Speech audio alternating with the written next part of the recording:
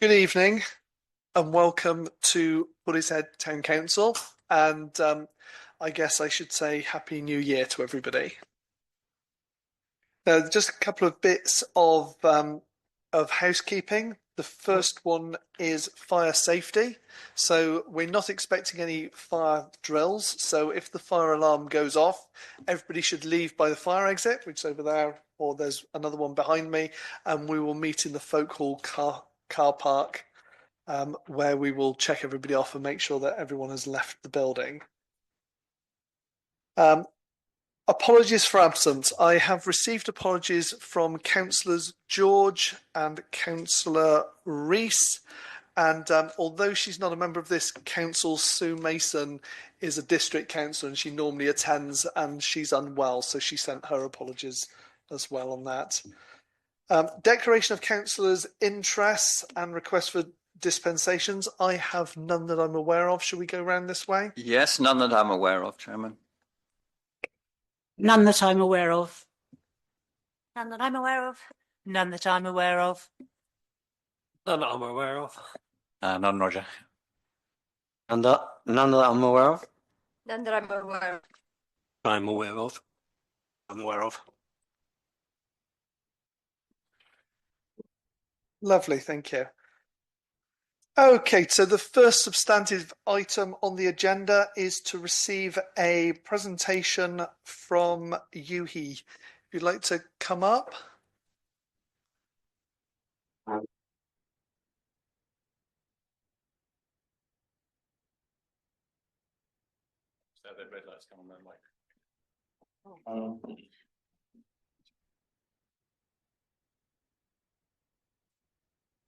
So can I? Oh, okay. Can I push a bit forward? I cannot really see well. Sorry. Okay. Yeah, if you don't mind, that'd be great, because I must be struggling to see the words there.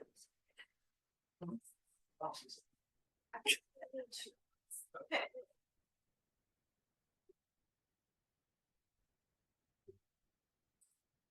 Yeah.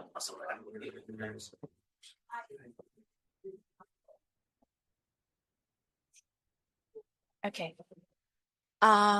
Thank you so much for the town council and all the councillors, especially a few people helping me to get to here today.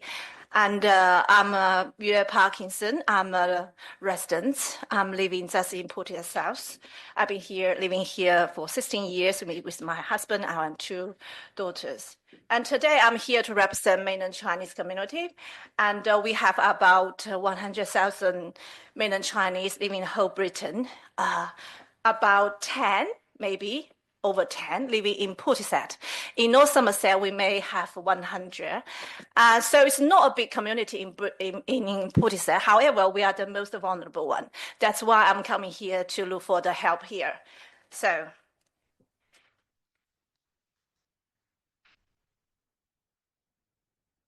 It's not moving. All right, let's say, all right, thank you, it's done. So why is our community vulnerable? So when I mention the mainland Chinese community, I mean the people like me speaking Chinese English, not very perfect one and with the accent. And also we don't have the knowledge about democracy, about elections, because we were educated in China. So loads common sense in Britain, we don't know. And we didn't know we don't know. And the British society don't know we don't know. That's my trouble for 20 years. If everybody of you, as my husband sitting there, 16 years I married him, Marcus, he said today he still have the scar, I bully him. So we are vulnerable. Another reason is most of us have lost the instinct to ask for help. Because when we were living in China, we were told to put up with all the bully and the suffer because we were told to follow orders. So we don't have the instinct to ask for help. So when I'm living here for over 20 years, I seriously didn't have the idea to ask for help because I didn't know that's my rights. But I'm happy I'm sitting here, and I'm the first one to represent this community to ask for the help in the whole country. So thank you, very lucky to have this opportunity here to speak to my local fellows and counselors. And yeah, that's why local people and national people don't know this community is existing. So why are we living in fear? The fear, people ask me, what is the fear? Fear of living in Portishead? I say, no, Portishead is lovely, lovely. The fear is coming from the Chinese government. Even I'm living here, they are still affecting my life because my family are in China. So what kind of fear? So we are brainwashed in China when we are born, and because we were told China will be your home. Wherever you go, China will be forever your home. Your loyalty belongs to China. So even when we are living here in Britain, we are not allowed to loyal to Britain. We were forced to love China. If you think about saying, I want to love Britain, in your mind, in our mind, immediately you will feel, no, you are wrong. You are a traitor. You are betraying China. So why do you have that mindset? We will brainwash many, many, many times, day by day, in that way in China. So we have the fear in my mind, in our mind, say, all right, if we go across the red line, which means I don't want to love China, I want to love Britain, you will self-censorship yourself immediately. And if you want to go across to that red line to say, oh, I want to change my life, I want to speak the truth, I bet many people are not daring to do it because my own self has experience. I myself go over the red line in 2022 during the COVID. And I took many months to give myself courage to say, I should do it, I should do it. Please don't feel scared, go ahead. Take many, many months. So think about other people. Without a reason, why should they want to jump themselves into the fear? So that's why we are living in fear, and they all need help. But many of them will tell you they're not living in fear. So that's a question actually my British friend asked me. She said, I asked my friend, Chinese friend, she said, she doesn't have fear. What are you saying? She doesn't have the fear. I said, yeah, many of them will say the same thing because they never want to go across the red line. They stay in the one side, secure side forever. But in their whole life, they never be able to enjoy human rights. They never be able to enjoy the freedom of speech. And they're happy for that because it's secure, because their Chinese family will be safe. And for me, my family in China, I worry about them every day. Because look, what I'm saying here, I'm criticizing Chinese government. So I have stopped going back to China to my mother, my husband, Noel. I haven't been back to China for 5 years. And I am trying very hard to not contact with my family in China, to pretend, to show the Chinese government I don't care about them. We are not family anymore. That means the Chinese government will not really think, if they hurt my Chinese family, they can threaten me. So I was trying to not let that happen. So at the moment, I have run 2 campaigns to save our people because I'm the one of the few people who are able to go over the red line and speak the truth finally and make a cry for help. So first campaign is establishing the mainland Chinese community leadership. The problem at the moment in our community is because we got used to follow. We don't get used to be the leader because in China, we all just be told to follow. The only leadership is the Chinese Community Party. So without the Chinese Community Party, without British society care about us because they don't know we are here. They don't know we are need help. So there's a sense of leadership. That's how in every country in the whole world, including America, Canada, Australia, and Britain, all mainland Chinese community are led by Chinese embassy. They are the only leadership here. There's a sense of British values leadership here. That's why the campaigns are about. We are going to build up a British value leadership. So we want to build up this not just to pro-British values, but also to give the people inside this bubble, I would say bubble, because Chinese people living in a bubble. Give them hope. Otherwise, they feel their hope only can go back to China because only Chinese embassy will give them money, give them opportunities, give them frame, but all back to China. So the second campaign I'm leading is Burst the Bubble. Somebody's laughing. Right. It is this rabbit and dog illusion is very vividly to see the cultural difference. If I say for British, you see the picture, the first instance, you see a dog. Chinese, actually, they see a rabbit. That's the seriously cultural difference because Chinese culture and the British culture has nothing in common. So when we are seeing the world, when we are seeing the same thing, we see absolutely different things, and then we cannot see each other. So the Burst the Bubble is to help Chinese people with Chinese mindset to get them understand what is British values and get them burst the bubble and finally get involved into British society. Give them the proper and modern mindset like everybody here. So that's the campaign is about. So as I think it's 2 weeks' time, at least 34 concepts we need to change in my column on Financial Times Chinese. My column is very popular in local Chinese community because it's written in Chinese. They talk about what is British values, so what should we do, and how can we be more, be freedom. So I just list 3 main concepts mainland Chinese people in Britain need to change. First of all, it's never live for the CCP, which means Chinese Communist Party, and not live for China, the country. That's what we were told. We were told when we were born, we say, you are living just to make your country more powerful, make your party more wonderful. We are never told you need to live for yourself. We were told if you care about yourself, you are selfish. That's the concept there. So that's the first thing we need to change. And second, in China, it's the rule of man. Xi Jinping is the only man to rule the whole country. He controls every resources, media, armies, newspapers, everything. Not like here. Here, everything's independent. In China, everything controlled by one man. So we are trying to let our people understand we need to live in the rule of law. I'm sorry, I'm saying the common sense you all know, but I'm talking about the people, British, Chinese community people living in a bubble.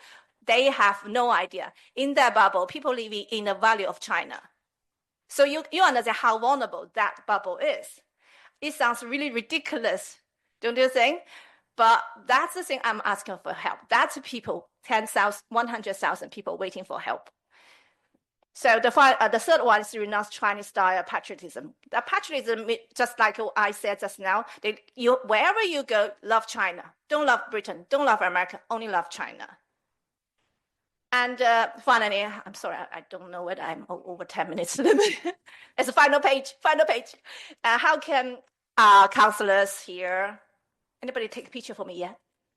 I need to promote on social media to show wonderful our local town support me. So, yeah, how can local people and the counselors to help me? And first of all, please be nice to us. We're shy. We really want to get involved, but we don't know how. And when we see British people, if they don't show us friendly face, we feel, they don't like us. They don't want to talk to us.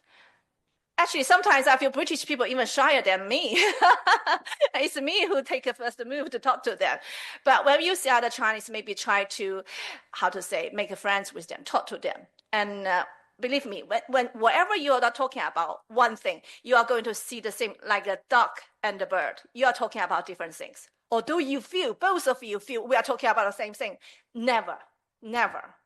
I made this decision judged by my 20 years living in Britain, argue with my husband. Day by day. Marcus is not happy.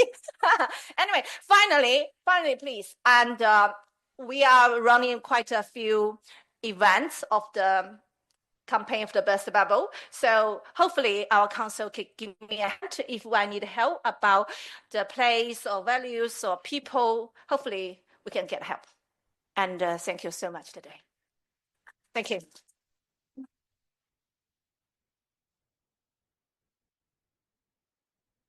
Thank you very much for that, Yuhi.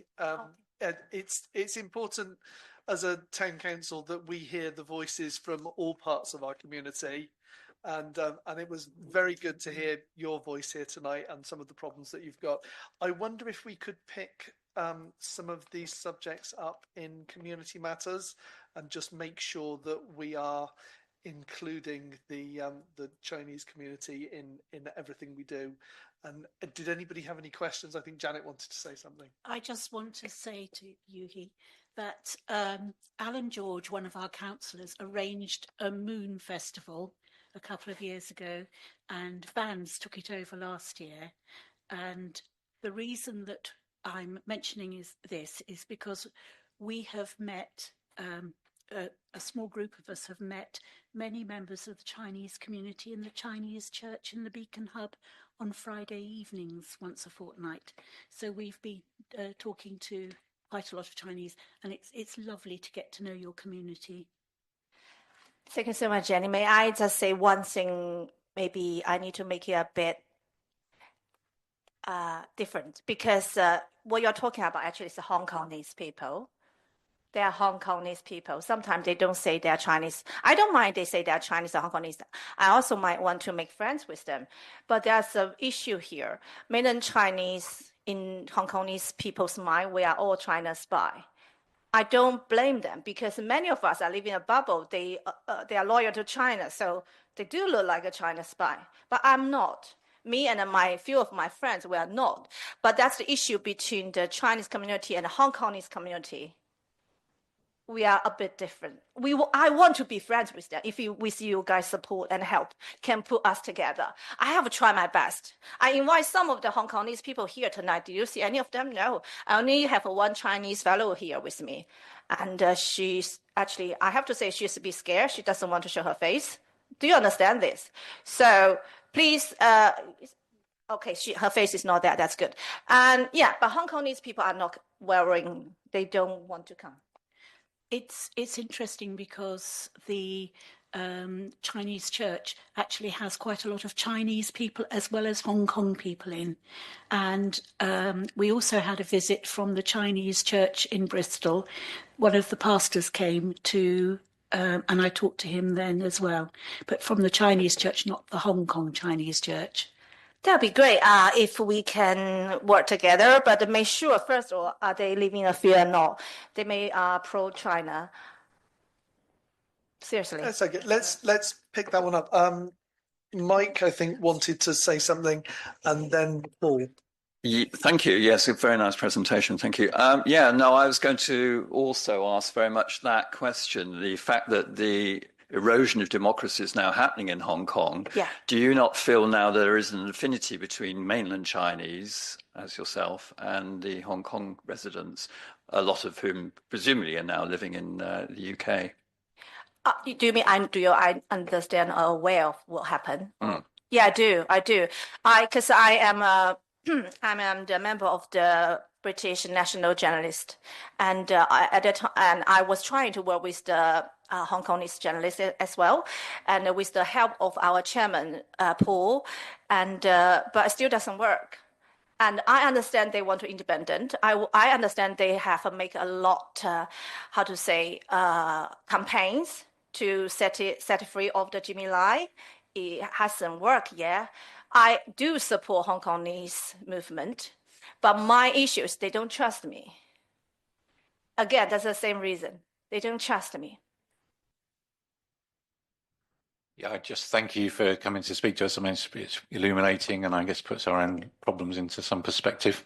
So thank you for that. It's very illuminating, and you're kind of pushing it up open door. If you want help, it's fine. Thank you so much, Paul. We're happy to help you. So yeah. I have to say thank you for Paul. You arranged this for me. Thank you so All much. right. Thank you very much, Yuhi. All right. Thank you Thank so you. much, guys. Thank you.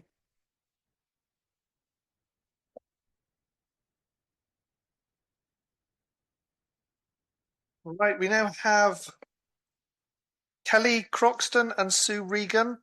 to talk about the future of Portishead Food Bank premises. If you'd like to come up to the table.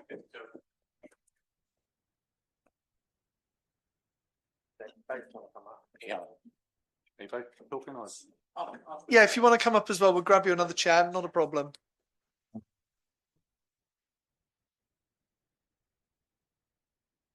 Thank you, Bob.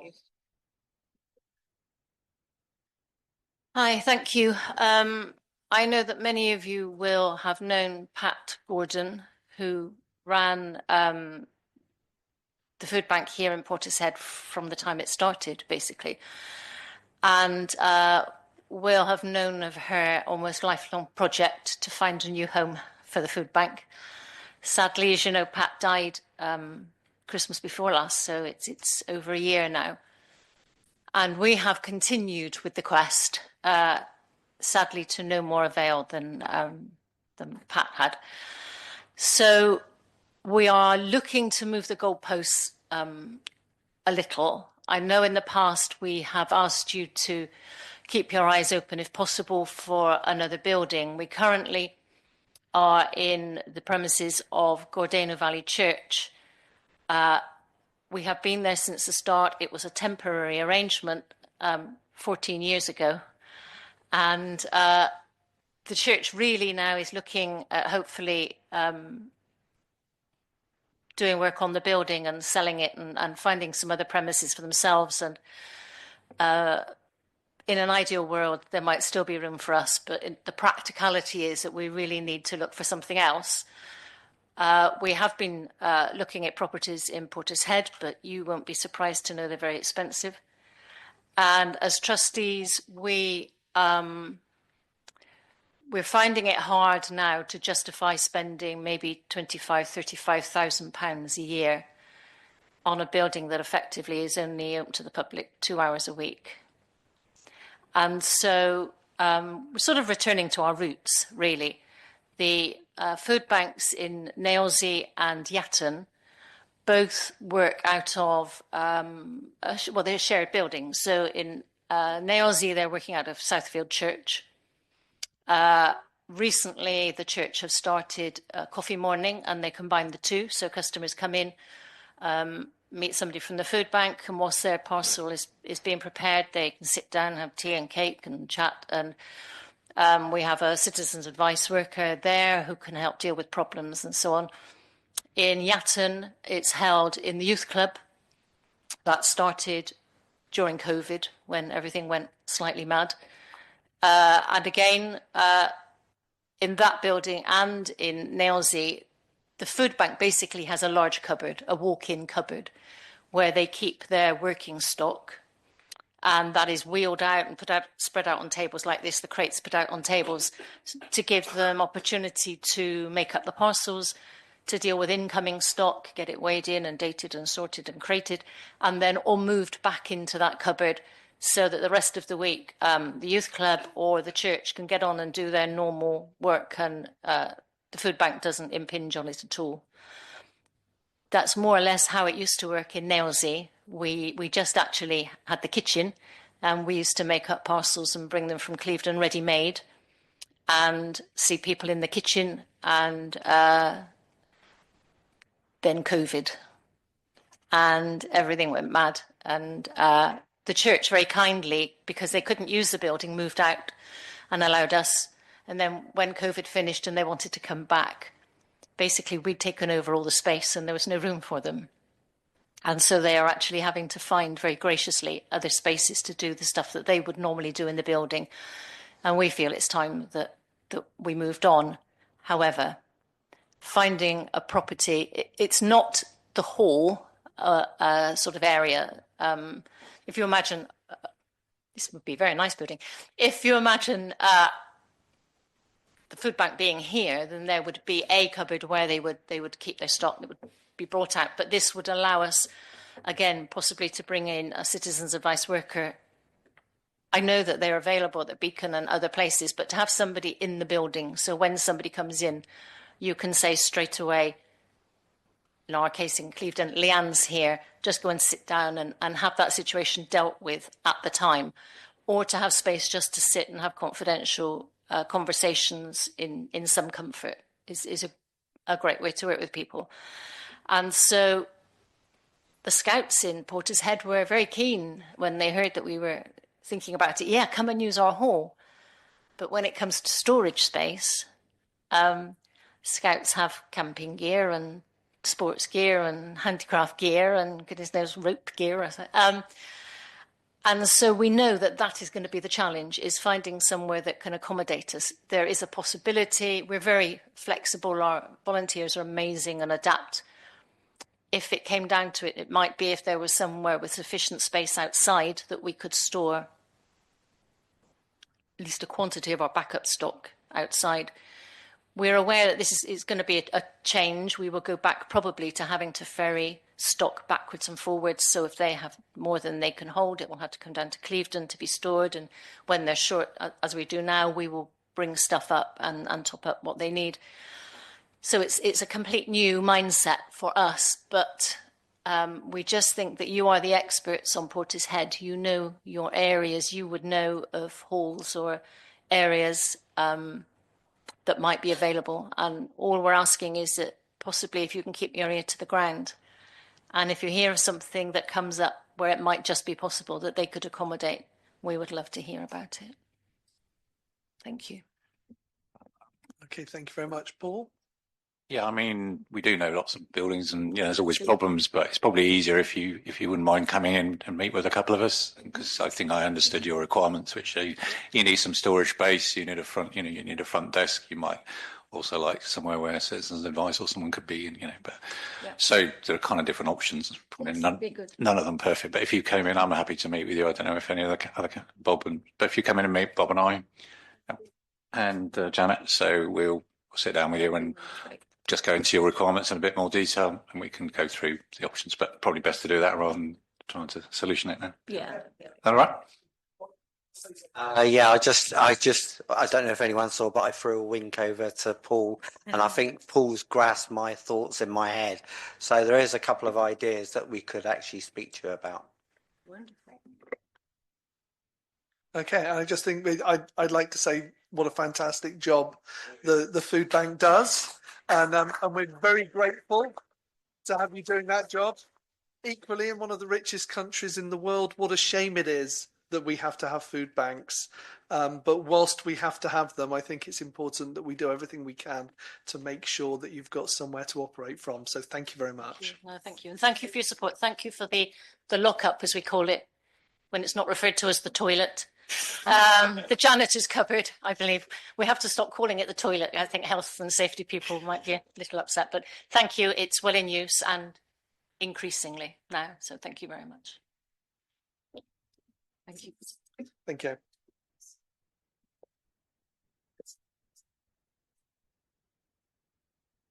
So the eagle-eyed amongst you will notice that that I skipped item 4 on the agenda, which was the chairman's update reports. Bearing in mind that between the last meeting and this one, we've had Christmas and New Year, there isn't really anything to be updated on. So we move on to item number 6 on the agenda, which is public participation. Do we have anybody online? Online, but nobody's asking. Okay, so public participation. If anybody online would like to participate, put your hands up and we will, or your virtual hands up, and we'll come round to you. Is there anybody in the room who would like to speak? Mr. Maltby, would you like to come forward?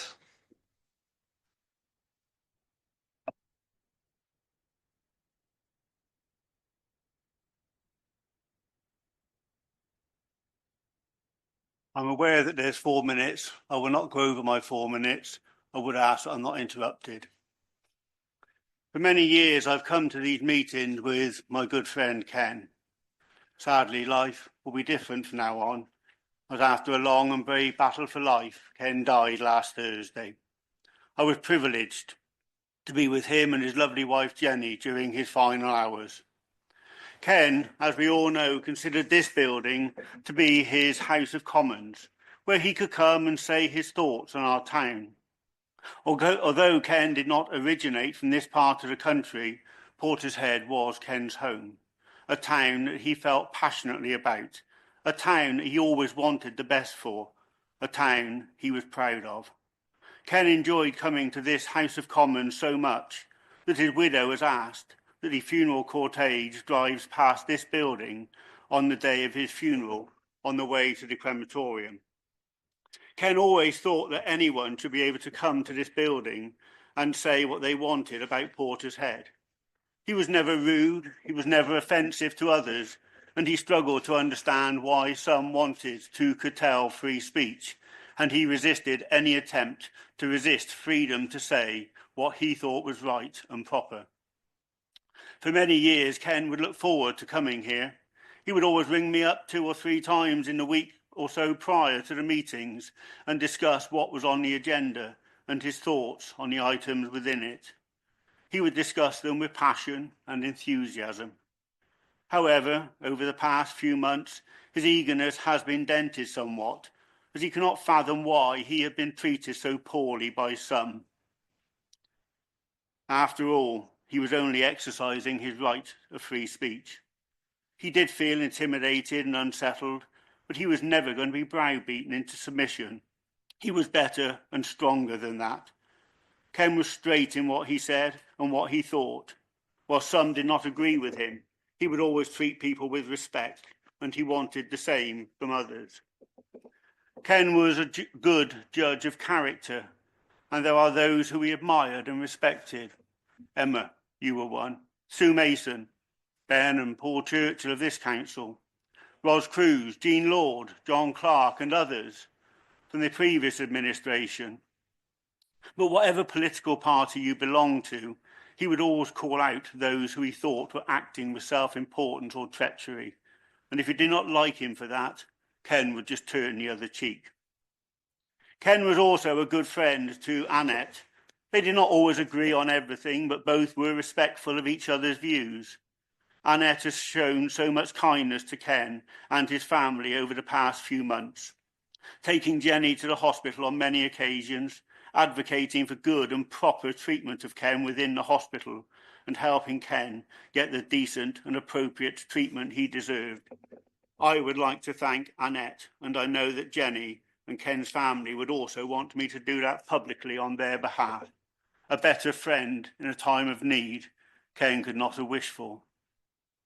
Portishead has lost a character, a man of honesty and integrity, a man who treated others with respect and courtesy, a man who said what he thought was right and proper, a man without a bad bone in his body, a man who was kind and caring to others. Portishead has lost an advocate, a campaigner and an activist, and in my view, Portishead will be a poorer place without Ken Smith. As for me, I have lost a good, loyal friend, a loss that I will carry with me for many months to come. Rest in peace, Ken Smith. You were a good man. And I also have just a few lines from somebody who is unable to be here as they have a prior engagement purely about Ken. And it comes from Annette. With Ken's passing, for me personally, a light has gone out that led the way to the folk hall. I cannot see a reason to come here, and I haven't for a long time, along with the majority of the town. But Ken's flame remains brightly in my heart, reminding me that his dream is also my wish, that Portishead Town Council will one day be revived with a new chairman who will put right all that is wrong. Only when that happens will I return. And the last few lines were from Annette Hennessy. Thank you very much. Sorry to hear news, Paul. I think we're all sorry to hear about Ken.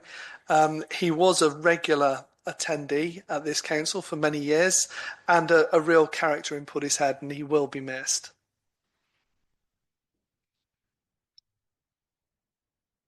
Is there anybody else who would like to speak? Yes, please come forward. Yeah, just introduce yourself for the people who are online. Thanks. Thank you. My name's Paul Dunn. I live up in the Deans at the top of the hill. It just occurred to me, I mean, obviously Portishead has grown enormously in the last 30 years or so.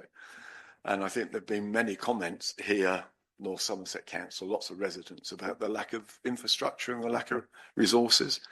The population's grown, but we haven't had the sort of support structures we need to go along with that. And it triggered in my mind, because it's something I've discussed with friends over many years, the discussion about the food bank. It's ridiculous, really, isn't it? We've got people who are doing such a fantastic job, scrabbling around trying to find someone to actually carry on doing that. And I know it's something the council's considered, but I just wonder, not for discussion now, obviously, but the extent to which the town council, the district council, are actually thinking about how we can develop the infrastructure in Portishead so we've got better resources for the public. You know, I think there just aren't enough. There aren't enough spaces for young people. There's not, you know, concert spaces and all the rest of it. So I just hope that's something the council can think about and push for the future. We need better resources in Portishead. Yeah, I wholeheartedly agree. I think. Yeah, I don't think anyone will disagree with that one. Portishead has grown in my time beyond all imagination. I think I came here in 1972, so I've been around for a while, and I've seen it grow quite some way. And you're right. There's always been a lack of facilities, and always been a lack of facilities for young people. And the more we grow, the more young people there are, the more facilities we need. I think we've had some good things done in Portishead, but I'm not sure it's ever enough. It's infrastructure always lags so far behind, doesn't it? But thank you for bringing it forward, and we will. It's always on our agenda. Thank you.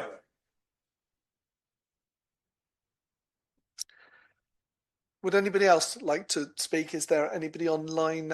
It's behind me, so I can't see it with their hands up. No, if there's nobody else. Yeah, if you've come along to speak and you don't want to stay for the rest of the meeting, please feel free to leave. I won't be offended. And if not, we will.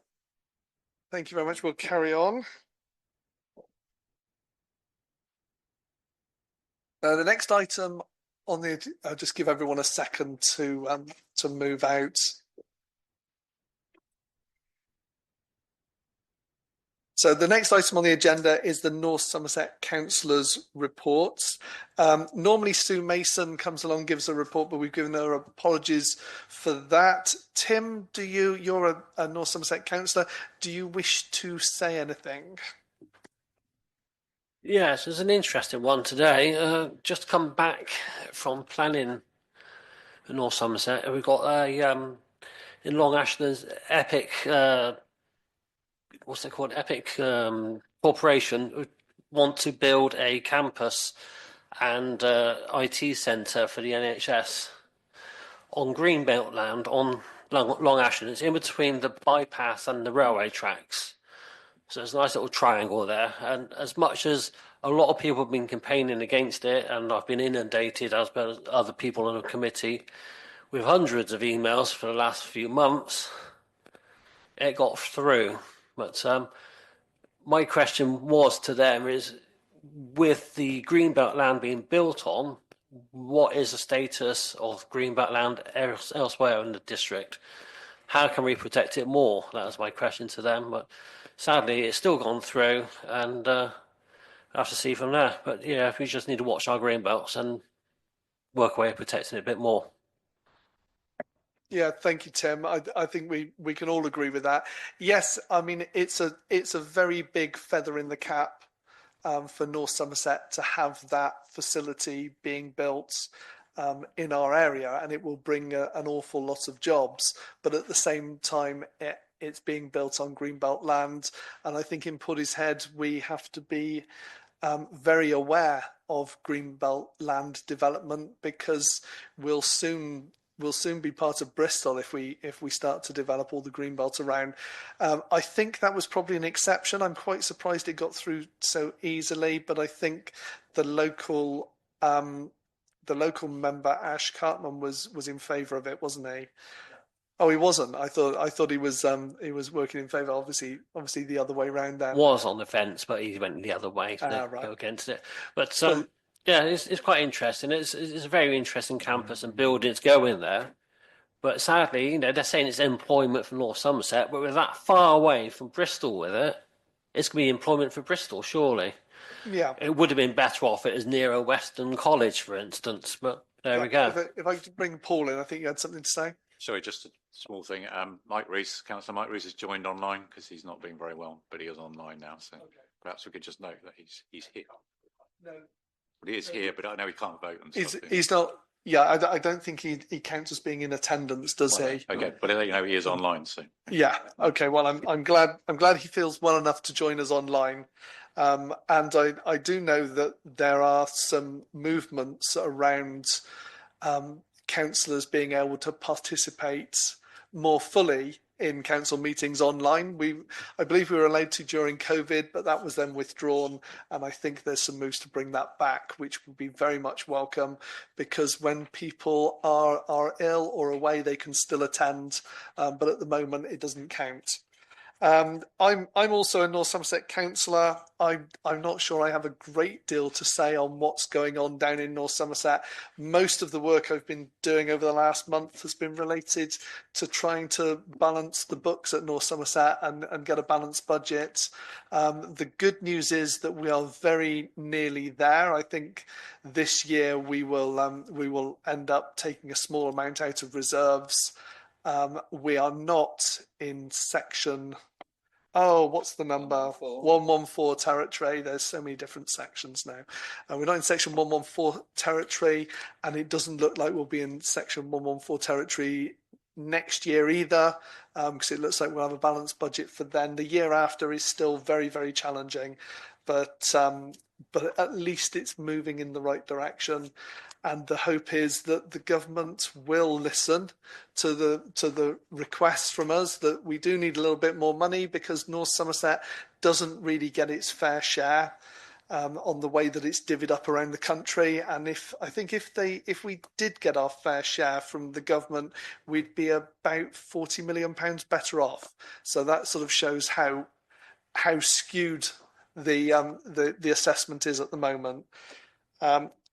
So moving on from that, we have the minutes of the previous meeting, which have been circulated. Does anybody have any issues on the minutes? Everybody happy for me to sign those minutes? Do we have to propose those? I've forgotten now. Yes, we do. Such a while. So do you want to have a proposal? I'll propose them. All those in favour of accepting the minutes as they stand? Thank you. I'll sign those after the meeting. Next item on the agenda, bus service improvement proposals, A369 Markham Road and Portishead High Street Junction. Sorry, yes, it's misprint. I've got more than one set of minutes here to sign off after the meeting. Yeah. The other minutes were previously passed. It was just admin. They just weren't signed. That's all. But we agreed to sign the other minutes. Sorry, Portbury High Street Junction, to receive and consider a verbal report relating to North Somerset Council's bus service improvement proposals. Improvement in speech marks. Yep. For a change at the A369 Markham Road and Portbury High Street Junction, and I believe Paul wishes to give the verbal report on this one. I'll try and be brief. Yeah. Okay. Yeah. Okay. So broadly, this is a long-running proposal which has changed a bit, but effectively, for people who know the A369 coming out of Bristol, the bit that comes down to the motorway roundabout by Portbury High Street, where the 2+2 lane is. So they want to remove the 2+2 lane and turn it into a bus lane. That's the main part of the proposal. They also want to change the High Street Junction to allow more traffic to more easily come out of Portbury High Street, and also bizarrely, they want to move there's a crossing there for bikes and pedestrians. They want to move it further down the road, and there was something else as well. I think change the traffic lights, the Portbury High Street lights, so that when the bus turns up, the lights would automatically change, which intuitively sounded like a good idea. However, being a very sad person, I've spent a lot of time watching buses and cars go past and done 104 samples of the bus data. And I won't bore you with all of it, but basically what it says that that is, thank you for confirming that. Very exciting it was too. What it shows is that basically there isn't a problem on that junction, that the bus absolutely runs to timetable, very close. The only time it doesn't, occasionally during rush hour, and all of the bottleneck is caused by the M5 junction 19 roundabout. For those of you who travel that route, you might say, I didn't really need to stand there and tell you and work it out, because you could always see it with your own eyes. But anyway, we did 104 samples. There are no delays. For people who know what the junction used to be like, it's probably more than 10 years ago now. It used to back out right into Bristol.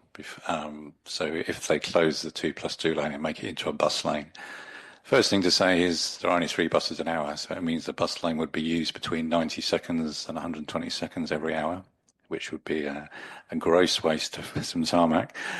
And obviously all the traffic would back up to Markham Road to the junction, so the bus wouldn't be able to get out. So we have spoken to Peel and East London Gordano Council and to Portbury Council, and pretty much everybody here and every resident I talk to says exactly the same thing. It's going to cause congestion, so it actually will be detrimental to the bus service. So that's the main part. So it just won't work. The bits about changing the traffic light sync at Portbury High Street, at the end of the day, when I look at it, the traffic lights are really synced quite nicely with the roundabout, and they kind of flush out the traffic problems between the roundabout and the Portbury High Street lights every time. So I've never seen a bus wait more than 15 seconds for the lights to change. So clearly, it's just the whole, basically even that part of the scheme. I'm being generous. It might save 10 or 15 seconds occasionally, but will make no difference to the bus timetable. So all parts of the scheme really are not tenable.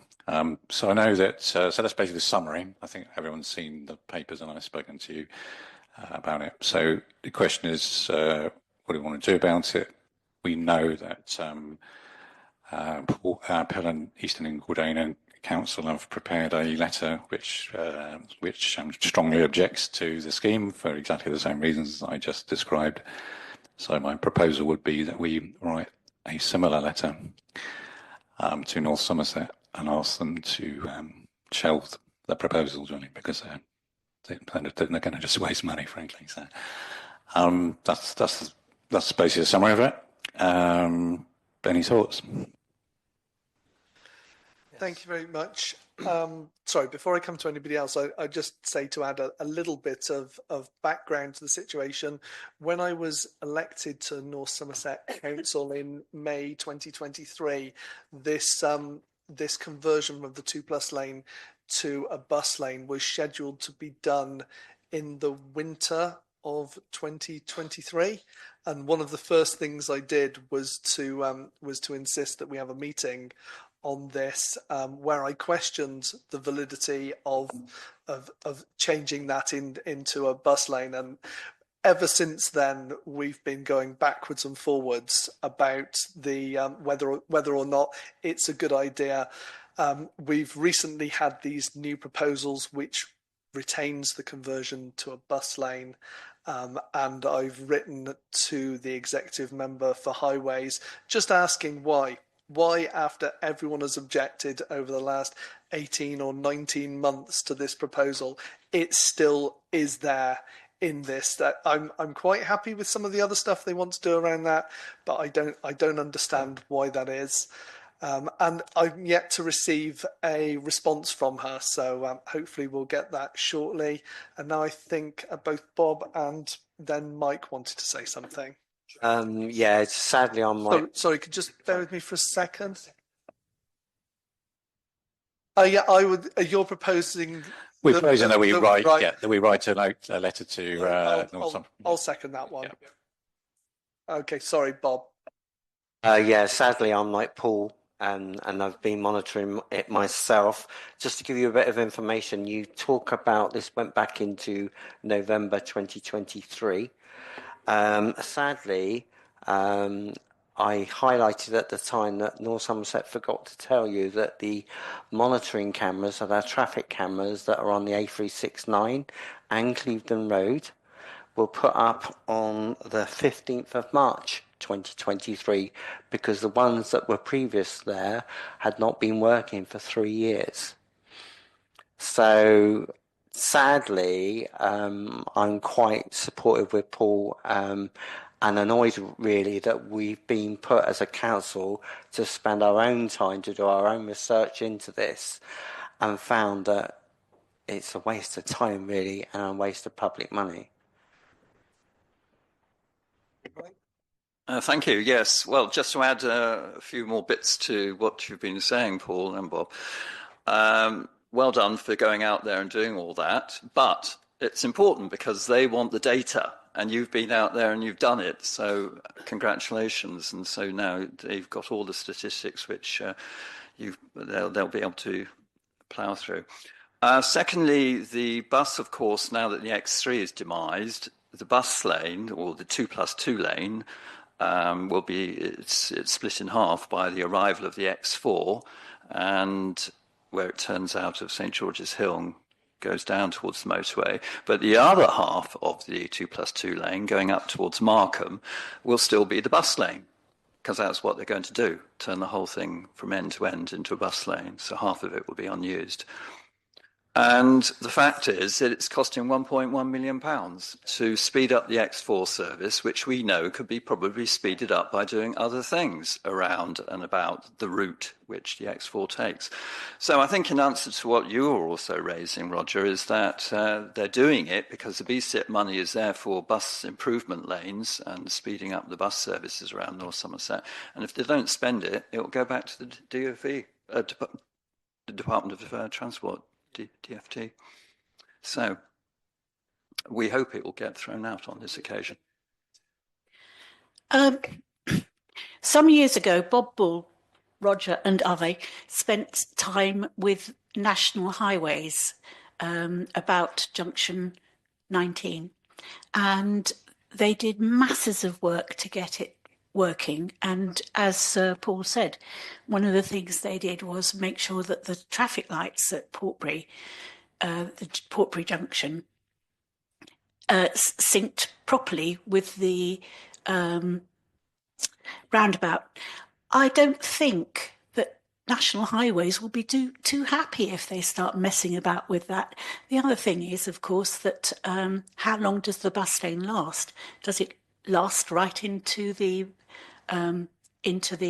roundabout, or can traffic still go into that lane just after? Sorry, the latest proposal is it stops at the Portbury High Street junction, but it'll still cause the same traffic chaos going back. Yeah, it will, absolutely. Thank you.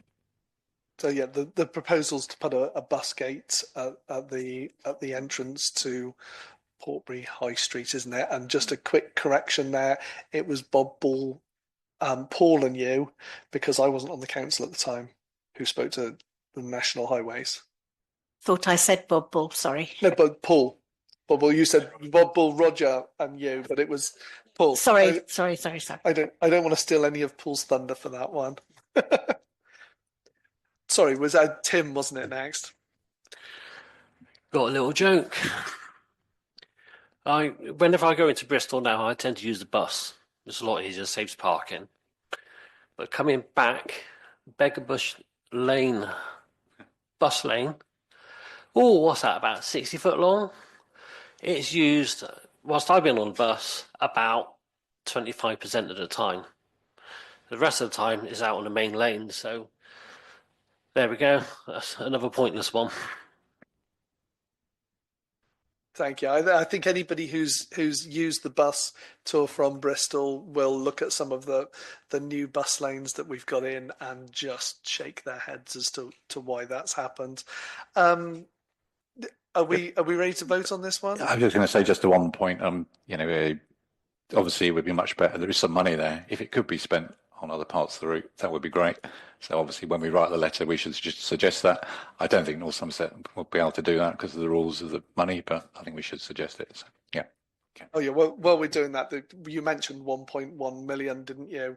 And I suppose that should be put in context because as well as doing that that work on the roads, there was also a substantial amount of resurfacing work to be done on that road, which would therefore come with a 20-year guarantee as well, meaning that would then not have to come out of North Somerset's highways budget. It would come from the BSIP budget, which sort of feels like it's they're trying to justify taking some money from BSIP to do the resurfacing, but I really feel that shouldn't be to the detriment of everybody else who travels through that area. We've had a proposer and seconder. All those in favour of writing a letter, and I guess Paul's going to do that, yeah?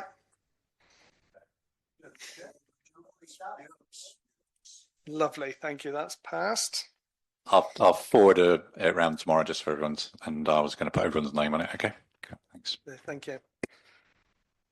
The next item is road safety, Clevedon Road, Portishead, and I think this is mainly in response to a recent incident outside of Gordano School on the zebra crossing, and the general issues around Gordano School and St Joseph's School at entry and exit times and just the general safety of that area. But I think where have we gone? Sorry, Councillor Afzal has a verbal report to give. Thank you. I handed the report into the clerk but it's just to say that I don't know if the resident is here today. Yay, hi Katie. Just bringing the issue to the council, really, Chairman, and just to kind of raise the fact that I know that we've dealt with speeding in other parts of Portishead, like in Nor Road, that's been investigated for a while now by Councillor, by David here. I've also want to bring attention to South Ward, where it is that junction just around Gordano School, Clevedon Road, into the triangle, I think Yeah. So it's just, I think we're discussing things like, could we do something along the lines of speed measures of putting 20 miles an hour speed limit, or putting speed humps, or raising the level crossing. All these things are things that have been brought to the attention of the council, if it's possible, if we have budget, or BSIP want to help, I don't know. If there's a bus stop around that they want to put. But if there's anywhere that we can get the funding to put these measures in to make it safer, because there's a lot of children at the school run times and there's a lot of cars coming at high speed. So there's a lot of traffic, there's a lot of children, and I think the children are using the road as well as the pavement to walk home. So I think we need some help there. Thanks. Okay, thank you. Bob?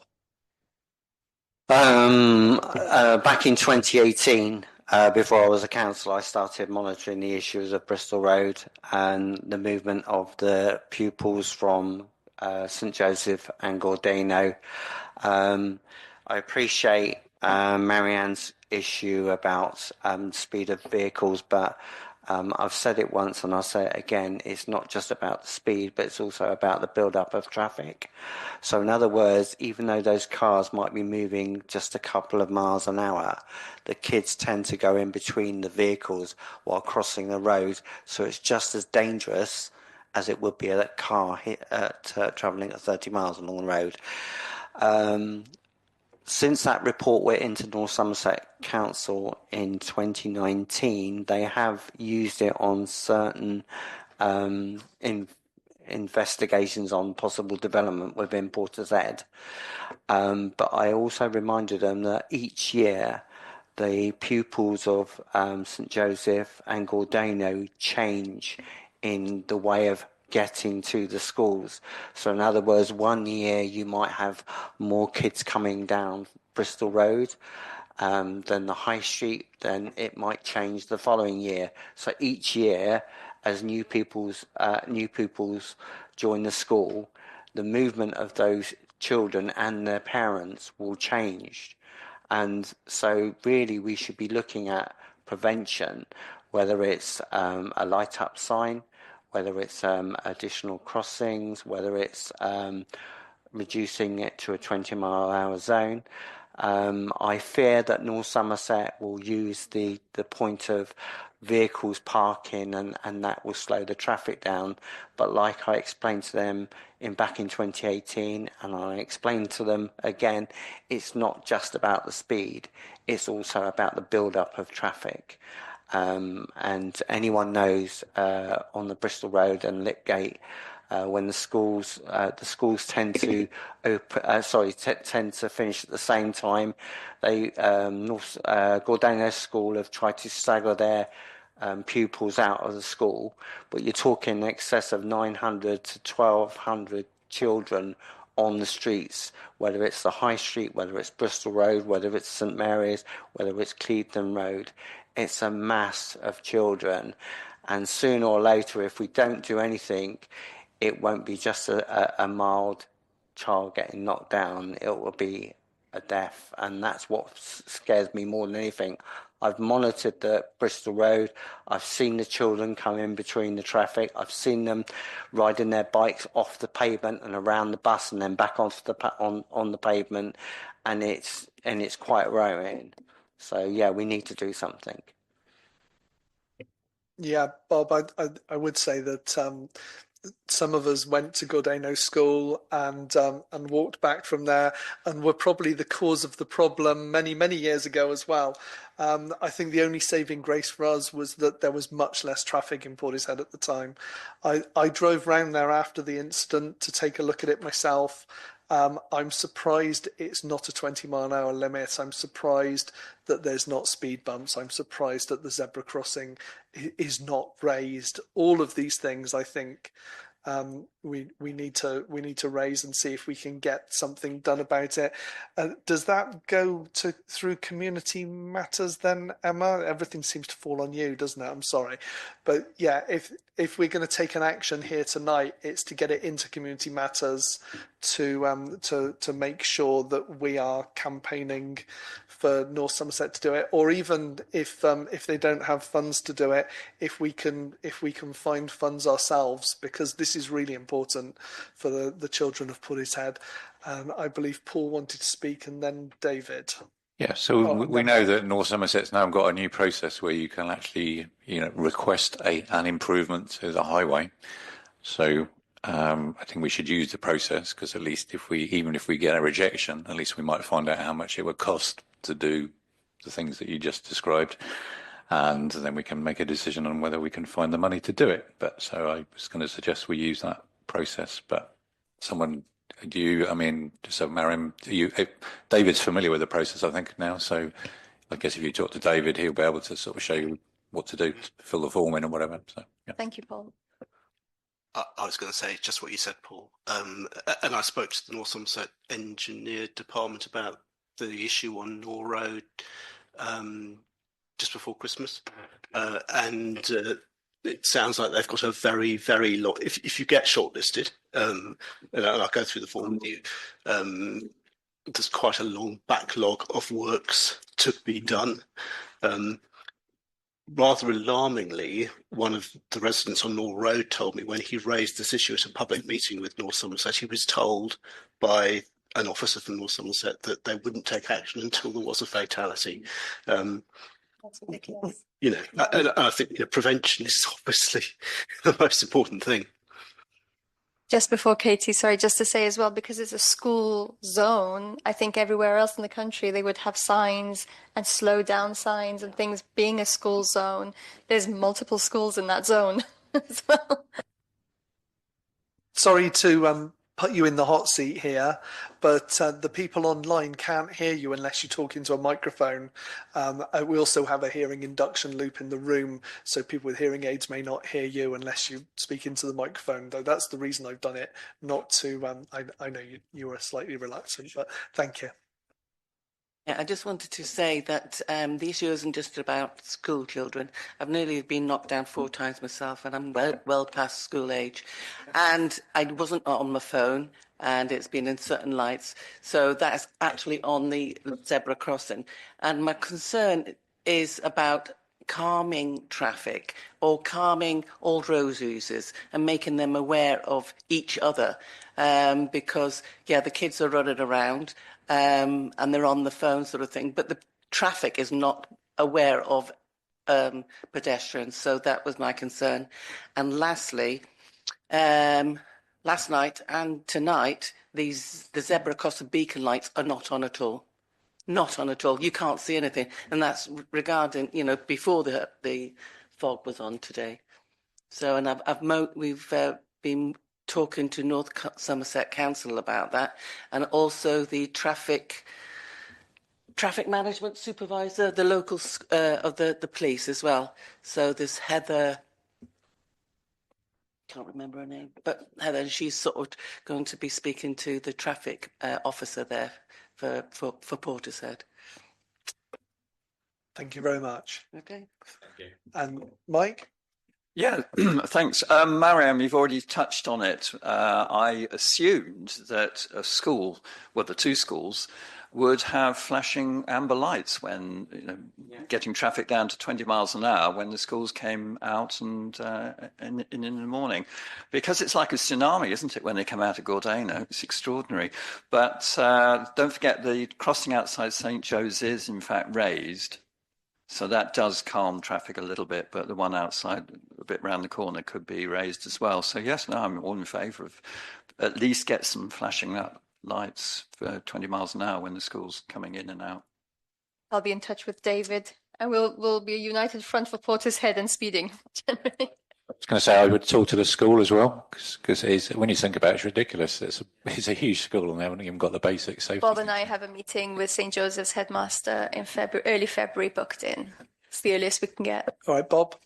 Yeah, I just want to make a point quite clear.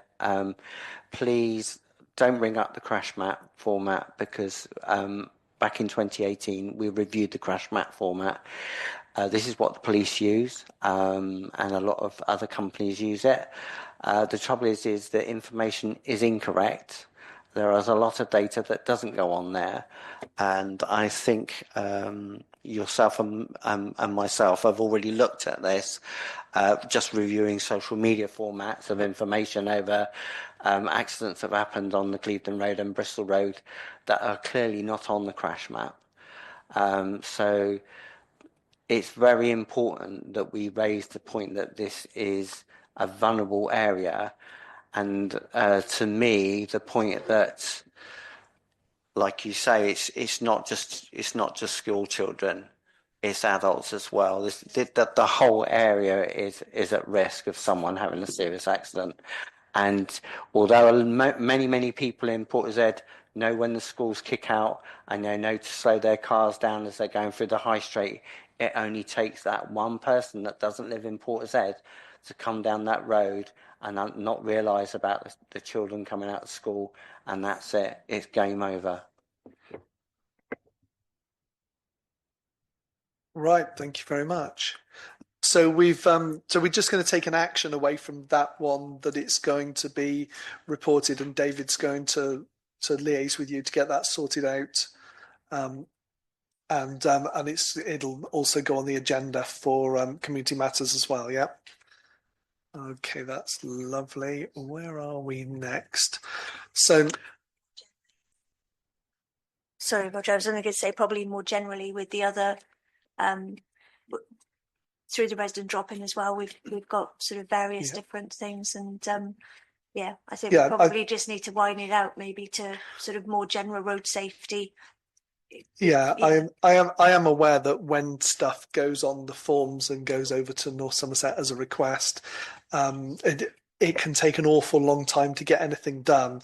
And I guess the reason why I was saying forms and back to the committee as well was to just make sure that as a council we don't lose focus on this one, because this is really important to Portishead, and we need to make sure that we're keeping on it. And you know, it's not like where we're just asking for some double yellow lines to make life easier.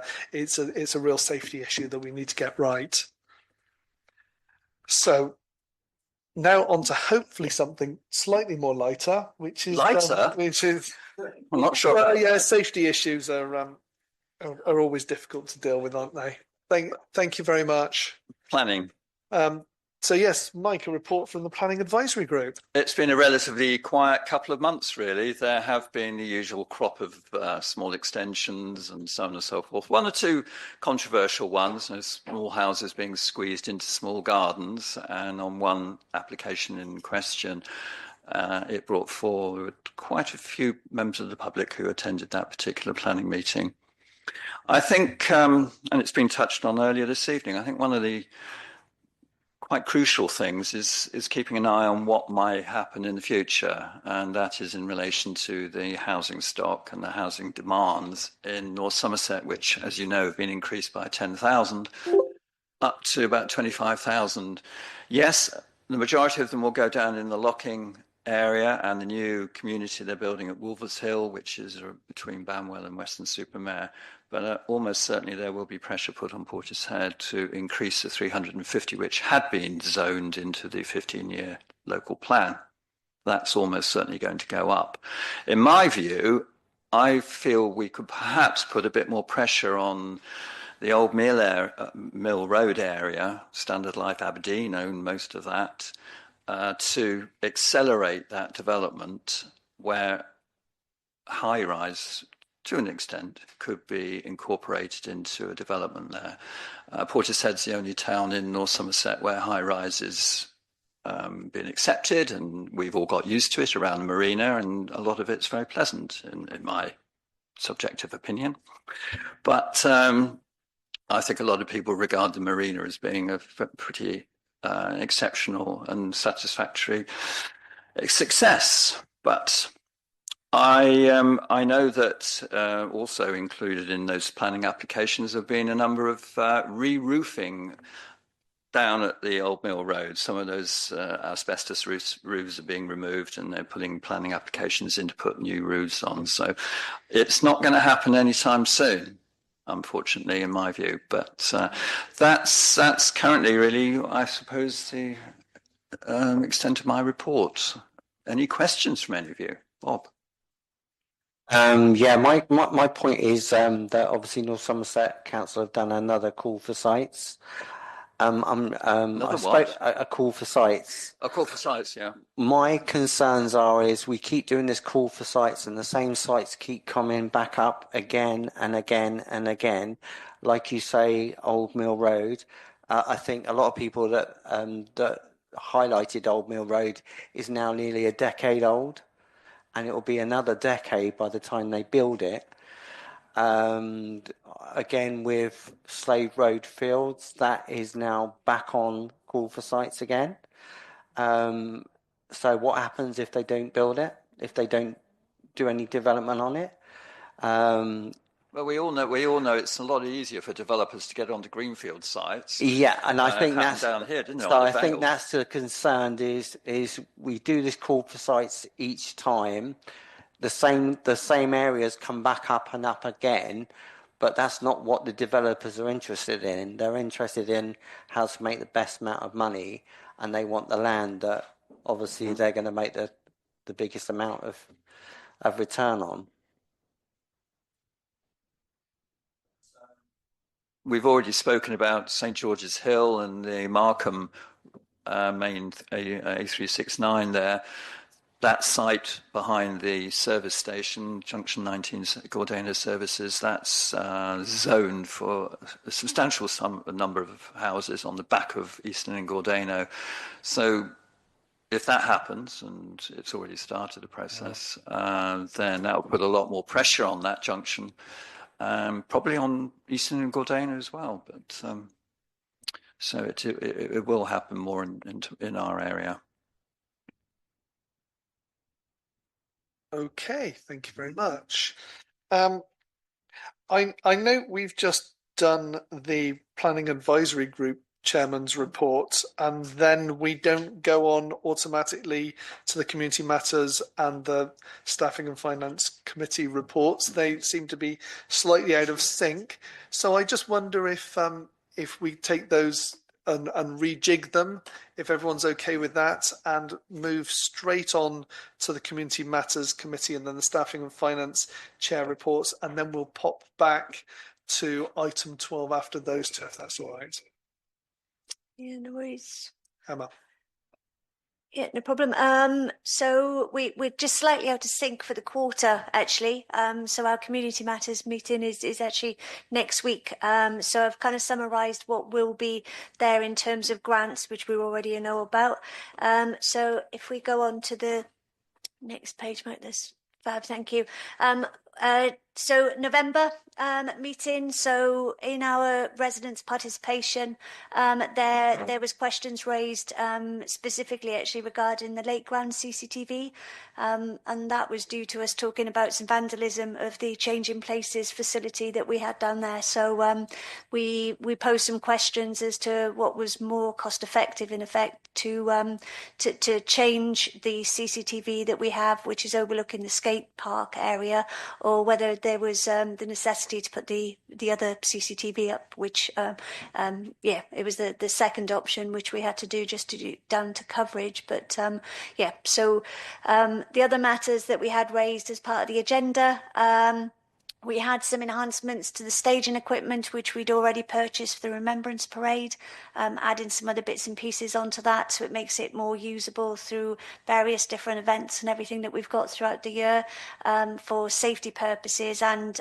just to be more usable, really, I guess. We had the North Somerset Cultural Audit Plan, which I guess as a council we all agreed to sort of keep under watch, rather than actually look to commit any monies towards that, specifically because we didn't really have any sort of return that we could see as part of the project, with the information that we had that sort of at that time. There was a council tax support consultation which was running up until the 3rd of January, I think, and that is obviously because of the reduction in funding that North Somerset Council might have in that pot. The North Somerset Council Citizens Forum as well, and that's something that is literally ongoing for the next 4 or 5 years, in essence. So it's hoping to gain more public participation in their reviews of what it is, and any thoughts and ideas and things that all of the residents of North Somerset can actually input into that decision-making process.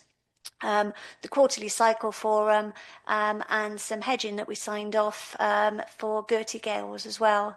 So due to sort of availability and also sort of some other bits and pieces that we had going as a council in December, our Community Matters meeting was cancelled for December itself, but we did still hold a number of the Grant Working Party meetings. So I'll come to that in the January pending decision ones, which will be going to Community Matters for the next week. But the grants that we were able to award in November included one for the predominantly around the health and safety requirements for the Portishead Carnival getting up and running for this year. Friends of North Western Woods Community Group to maintain the hall hire, and just some bits and pieces that they've got going on with that, and also for the start of the Portishead Junior Park Run, which should be up and running within the next couple of months, and that was just top up to reach their funding that Park Run as an organisation needed for them to achieve as well. So as I said, pending decisions through Community Matters next week.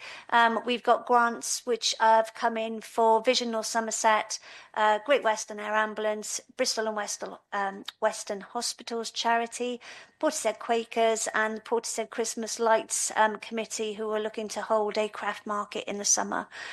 So that of our £35,000 pot for sort of year 24-25 gives us £411 left, pending a few pence here or there. So yeah, nearly all of that sort of spent, and the grant pot for this year is actually closed now as well. So we've more or less made very good use of all of our pot for for all of our community groups, helping our residents where we can. Okay. Thank you very much. And John, do you have a report to give? I do indeed. Financially, it's very much the mixture as before. Looking at the re-emerging results so far this year, up to November, which you've all seen, there were no surprises. Yesterday, I received the December accounts. Those contain one nasty surprise, which is the cost of the 2 by-elections we held this year, which now looks like 34,000 between the two of them. In spite of that, the prospects for this year as a whole for business as usual activities are quite satisfactory. I expect us to finish within a couple of thousand of budget overall. However, there's always a however. The forecast that I'm currently looking at is in fact about 120,000 worse than the budget overall. And that is because, firstly, we don't have enough construction infrastructure levy money coming in. We're about 20,000 down on that, presumably because there are not many developments going on. Secondly, there's about £70,000 worth of spend on the Halls project, which has been advanced from next year into this year, purely to make it better value for money. And thirdly, we have money which we are starting to set aside for North Somerset devolution, and that's knocking up as a further 30,000 this year. So what we can control has been controlled. The problem is the uncertainties, in particular, surrounding North Somerset. Other points, the budget for next year is still under construction. You've all seen version 6. We are now on version 7 and soon to be on 8 or 9, I forget which. Again, the business as usual costs are pretty stable. And again, the big uncertainty all relates to North Somerset, plus 1 or 2 projects which we may like to put in ourselves. Other matters, the Halls contract is being signed as we speak, well, over the next day or two, with Jones Building Group. Work is scheduled to start on the 20th of January, but I believe there may be some technical delays. They will start. Good. Okay. And finally, the VAT option to tax resolution has now been put into effect. HMRC have been notified, they have accepted it, they have not raised any queries on it. So all hall rentals are now liable to be subject to our output tax charges, and we can recover all input tax on all the halls. That's it. Thank you. Bob? Yeah, one thing I really would like to help the public out with is to understand the point of us and North Somerset Council's devolution. I think we really need as much information to go out to the public to understand what's that going to entail and how we are going to deal with it as a council. Yeah, I fully agree, Bob. I don't think there's anybody in this room who would disagree with you. And as soon as we have some information that is actually concrete, we would be happy to go out to the public with it. But at the moment, we're still talking about what we're going to talk about. We're not even talking about the actual issues. So until they come to the table with some real proposals that we can put to the public, we're just in that sort of having meetings and trying to work out what things are about. But yeah, I agree. We need to get that out there. But honestly, you don't want to put out information that's not correct or relevant. So we need to make sure that we take the time to understand what's being asked before we put that out. But yeah, as soon as it will go out to the public. Anybody else? Can I ask a question in relation to the election expenses which you raised, John? The £12,000 which they've costing us on the two by-elections on the 4th of July were in fact, as we all know, on the same day as the general election, and yet they're still charging us a huge amount of money, despite the fact that all the staff were there. Oh, we're talking about that separately on item 17. I'll raise it then. Okay. Okay. Yeah, we'll do that later as a All right, separate, then. if that's Yeah, okay. yeah. Thanks a lot, Mike. Okay, so scooting back now to item 12 on your agendas, if everyone's keeping up with this, the Highway Improvements Policy, to consider a recommendation from Planning Action Group for the Town Council to adopt the Highways Improvements Policy, which is attached to the agenda. Does anybody wish to propose this? Okay, Paul, and a seconder, Bob. And does anyone want to speak to it? No. Does anyone want to raise any questions? If not, we'll move to a vote. Can I say all those in favour, please raise your hands. Thank you very much. That is passed. Item 13, Commonplace Engagement Tool License. I believe this is a license that we used to pay for, that we stopped paying for, that we intend to start paying for again, because it helps us to do consultation and engagement, and I think that's a really important part of what we do as a council, to consult and engage with people. Paul, you were the person who used this last time we had it. So do you want to speak to this? Absolutely fine, yes. So for councillors who weren't here last time, and it's a very powerful tool. We used it for the neighbourhood plan consultations, the Slade Road, Plainfield consultation, probably the skate park and a few others. So it's very useful. It's obviously an online tool, but you can also produce the surveys and the consultation documents in hard copy for those who are not online. So it saves a huge amount of time and effort. It's got a database with all the data when you get the results back. So it saves you all of the task of collating everything and whatever. So yeah, I thoroughly recommend it. It's really good. So to add to what we've got here, we can either buy a 1-year license that's for $6,250 or a 2-year license for $11,250. Personally, I would go for the 2-year license. We've got a lot of consultations that we're going to need to do over the next couple of years, so we'll get a lot of use out of it. I actually had a call from Commonplace yesterday. I think they're offering an additional 10% discount if we pay the 2 years up front, okay, which is not in here because I didn't know about it until yesterday. So I guess based with the logic that we're going to use it, I talked to our finance guru, and he was happy to support buying it up front, which will give us another 10% off the cost.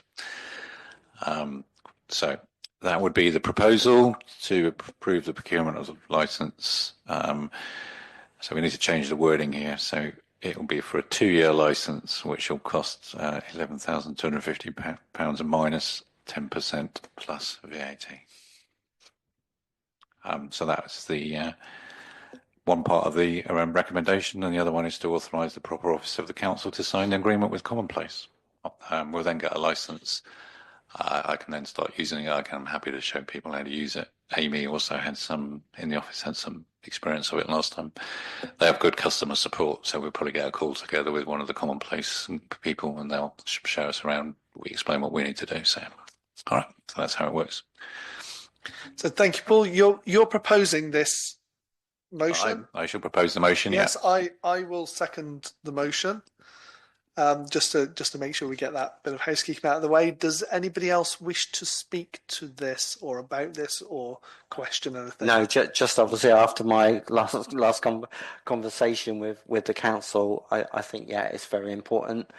Consultation is exactly what we need, certainly over the next couple of years, and I'm more than happy to support anything more than 2 years or if not more.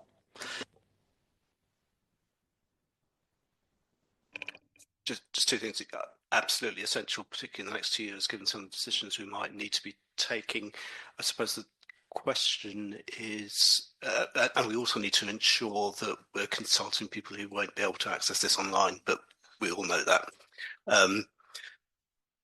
And secondly, we need to make sure there's a member of staff who is skilled up to use this and is part of their job description if we're going to use it, so it's clear who's going to be responsible for it. Yeah, well, it was Amy before, so she's obviously the communications person, officer. So yes, she will be the person. Yeah.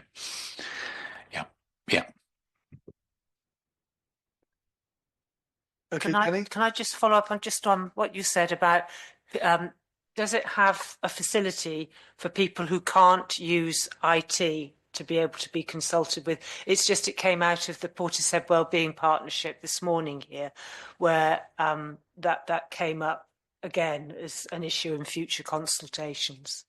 Yeah, it's very straightforward. You just press a button and it will create a PDF of the survey and include, so like in a neighbourhood plan, for example, I don't know, we had one on housing, so you just press a button, it'll produce all the maps and everything along with the questions that you're asking people. So it's just a PDF. You print it off and then deliver it to whoever needs to get it. So it just takes all of the hassle out about doing that sort of stuff. So, yeah.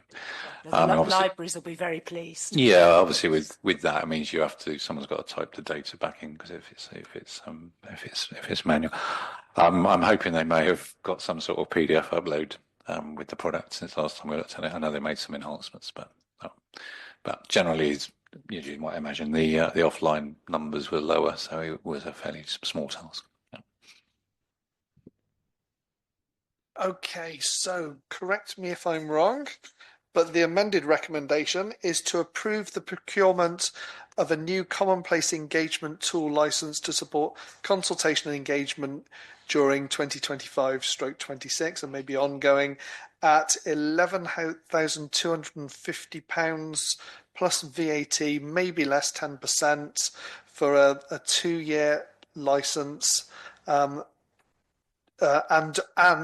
to authorise the proper officer of the council to sign the agreement with Commonplace on behalf of the council. Is that correct, Paul? So I mean, it might be just easier to just go with the motion we've got, and then we'll get the 10% extra discount on top. Yeah, so if we approve the 11,250, and then it'll be less than that. That's fine. Yeah. So, shall we say all those in favour, please raise your hands. It looks to be unanimous again. Thank you very much. Steve, I'll contact Commonplace and I'll get you into the loop. Okay. All right. Okay, so down to item 16, staff appraisal / performance review system to consider the adoption of a staff appraisal and performance review policy to follow, it says. Recommendation that the policy is adopted for 2025/2026 municipal year. Do I have a proposer for this? Is it Jenny and David to second? Is that okay? Does anybody wish to speak to this or about it, David? I'm happy to speak to this briefly. This policy was reviewed by Staffing and Finance just before Christmas and approved by Staffing and Finance. Huge thanks to Paul for pulling it together. It's based on the policies of other town councils with input from Paul, Jenny and myself to finalise it. And its need has arisen, the need for something very structured has arisen as a result of our staffing review work. So I'd recommend it to colleagues. Thank you. If nobody else has anything else to add to that, can I ask for a show of hands for all those in favour? Unanimous again. Item 17, finance. So to approve payment of invoice number as listed, North Somerset Council for £14,474.48 by-election cost times 2. The invoice is attached. The breakdown of the costs had previously been circulated to members under separate cover. Now, I believe that last time this came before the council, we queried how much it was, and that we thought it should have been less, and therefore we sent the clerk away to make some inquiries about it. And I think the answer was pretty much that that democracy isn't cheap, and this is the cost of holding the elections, unfortunately. So before we go any further with this, Mike had something to say. So would you like to kick off? I can, yes. The figures are here.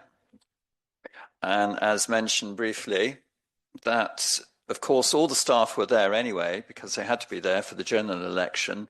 So all they were doing is just handing out extra polling slips to those in the particular wards where these 2 by-elections were being held.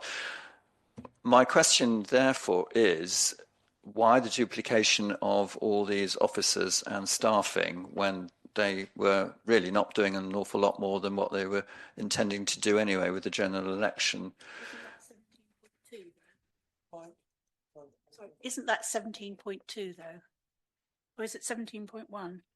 Yeah. Sorry, we're on 17.1.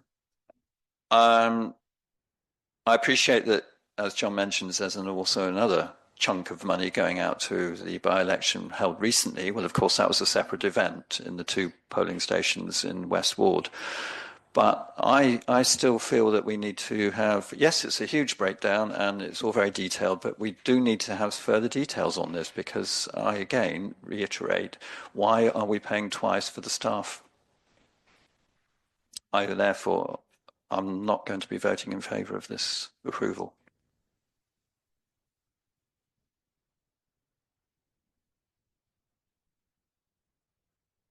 I was just going to make a small point, really. I don't.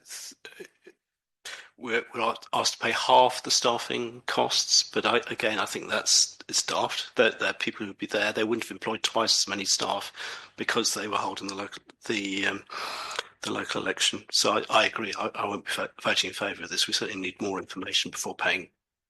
Yeah. I just wanted to add that the service was appalling as well, because we ended up driving to Weston to find the results, because they'd all gone home. So it was really poor, frankly. And also, it seems to me that North Somerset is just using another opportunity to try and fill their budget hole, because this is like twice as much as we had been paying in the last few years. So it just doesn't add up. So.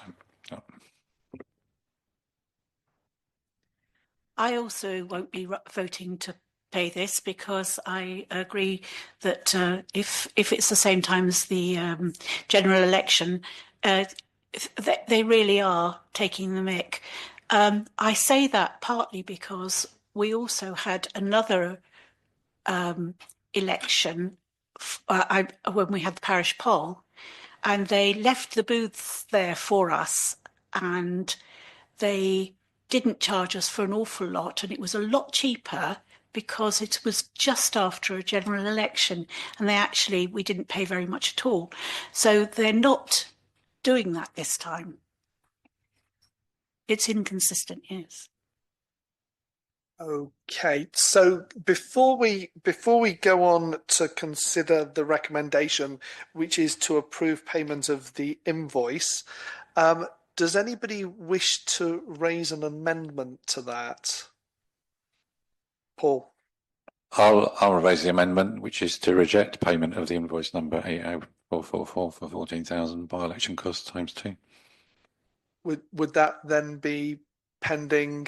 Pending North Somerset explaining why just explaining why we are being charged more than we've ever been charged before for a by-election, especially given that it was a by-election. It was a general election on the same day. So. I'm happy to second that. Okay, so we have a motion that Sam proposed and seconded. Bob, do you wish to speak? I was just going to say maybe we should invite North Somerset Council for a Q&A. Yeah, thank you for that. Okay, so we take the amendment first. So all those in favour of the amendment, which is to not pay, not recommend approval for the money, not pay it, and ask for a better explanation of the amount that we're being charged. So all those in favour, please raise your hands. Yep. Okay, and I'm guessing we don't have to take the, sorry, David. Rather, I mean, as well as rejecting outright, we could at least say some positive things, like it probably is reasonable to pay for the additional printing costs for the separate polling cards. You know, there are a few items that are unquestionable, but not very many. The overheads. It feels like it's the staff and the overhead costs that really work. Yeah, it feels like we need to query specific parts of this. So if we could just take that away, maybe Paul, do you want to pick up? I'll pick it up with John. As anything with detailing seems to be right up your. Oh yeah, I'll go and stand outside North Somerset. And look, I'll talk to John and we'll put something together. Okay. Okay, and I'm assuming that as we pass the amendment which negated the other one, we don't have to go through that, do we? So that's fine. Great. 17.2. To approve payment of invoice numbers listed for North Somerset Council for £15,850.42, civil enforcement officer patrols to cover Portishead under an SLA agreement for the period of April 2024 to July 2024. Invoice is attached. Does anybody wish to say anything about this? Nope. Do I have? Sorry. Sorry, Roger. It was only really, I guess, to reiterate that this is retrospective and we haven't got the charge going forward because we terminated the contract. So it was only to put it into context, really, I guess. That's right. All right. Thank you very much. And John? This may not be the last charge because the contract actually expired partway through August. Okay, so we might have another one coming along, but as you say, we've now terminated the contract, and this or whatever comes next will definitely be the last one after that. We have a recommendation to approve payment of the invoice number as listed, North Somerset Council for £15,850 and 42 pence civil enforcement officer patrols to cover Portishead under an SLA agreement for period April 2024 to July 2024. Do I have a proposer for this? I think Jenny was the first one up. So does that mean you're seconding that, Paul? Thank you very much. All those in favour, can I have a show of hands? That's unanimous again. Thank you very much. Excuse me, but that was one of the biggest wastes of money that we've ever done, I think, because they didn't do a lot. They issued parking tickets, didn't they? Yes. The income from which went to North Somerset Council. Wonderful. Yes. So I take on board what you're saying.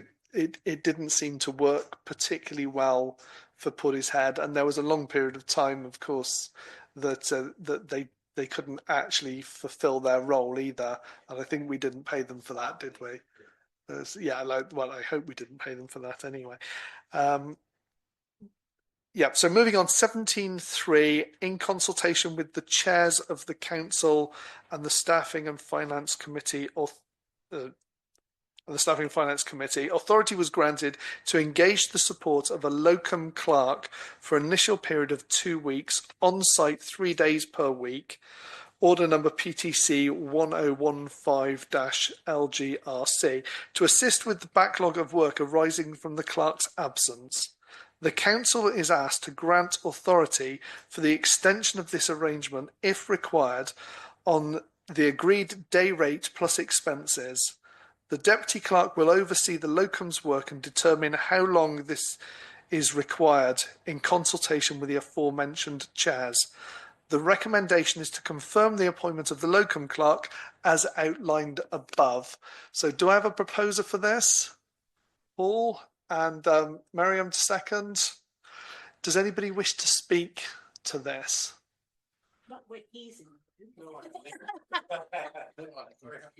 Does anyone wish us to throw the locum clerk out so we can talk about him? No, I think we're okay with that one. That was a joke. Okay. So if we could just have a show of hands, all those in favour? But you need to know that it's unanimous, yes. Okay, item 18 is to agree any communications outputs that we feel might be relevant from this meeting. Does anybody have any suggestions of what tonight we think we should be, what we've done tonight? I think the thing we should be echoing to the press and social media through our comms departments. There was the grants. Yeah. We can say something about the bus thing, but probably we'll do that separately. So, yeah. Do you want something about the food bank and the presentation about the Chinese community as well?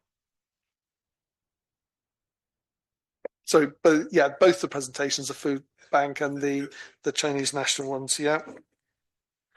Emma, sorry. Yeah, the only thing I was going to say is it's the known knowns and the known unknowns and the unknown unknowns on the devolution project. So I think it's possibly worth just saying that as soon as we are aware of some of anything that we could communicate, in opposed to not communicating anything, I think it's probably worth trying to summarise that information will be disseminated as outline of where we can. I'll pass something together. That's something, appropriate. Okay. Okay, that's great. Anything else? Good. So that will be passed on to comms, who will write something up, and we'll get communications out on that. The date of the next meeting is Wednesday, the 12th of March 2025 at 7:30 p.m. unless we have an EGM before then, which is very likely, I think. And if we do have an EGM, that will be publicised as in advance as we can make it. And I believe we have a confidential item. So under the Public Bodies Admissions to Meeting Act 1960, members of the public and press are required to leave the meeting at item 21 due to the items being confidential matters, confidential staffing matters, section 11 of the Local Government Housing Act 1989. The recommendation is to agree to exclude the public and press. If I can propose that, will somebody second it? David is going to second it. All those in favour, show of hands, please. Okay, that seems to be unanimous.